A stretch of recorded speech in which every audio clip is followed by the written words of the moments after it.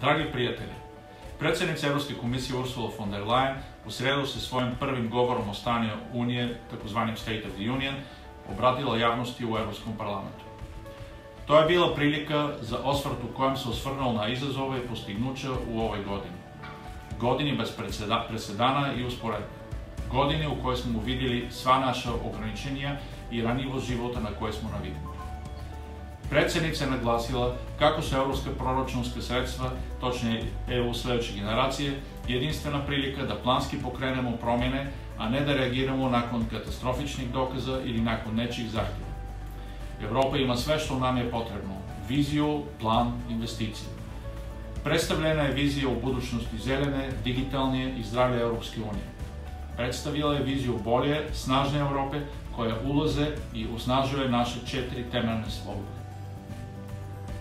Također, osvrnulo se na to što nas očekuje u idućih 12 mjeseca, predstavljajući plan rada za Europsku komisiju za sljedeću godinu i smjernice našeg rada u budućnosti. Dakle, bilo je i reći o planu za razvoj našeg gospodarstva nakon što izađemo iz krize uzrokovane koronavirusom. Ali bilo je to i mnogo više. To je budućnost našeg socijalnog modela i svijeta koje gradimo, planski kako istaknemo. To je poruka nade u vremenima kada mnogi od nas sa neizvesnošću gledamo unaprijed. Također, to je poruka ohrabrenja za mnogi od nas koje se osjećaju isključeni i ugroženi. Najvažnije nam je vaše mišljenje. Stoga smo zajedno s kolegama Europskog parlamenta u Hrvatskoj i digitalnom agencijom Netokracije na digitalni brunch pozvali mlade.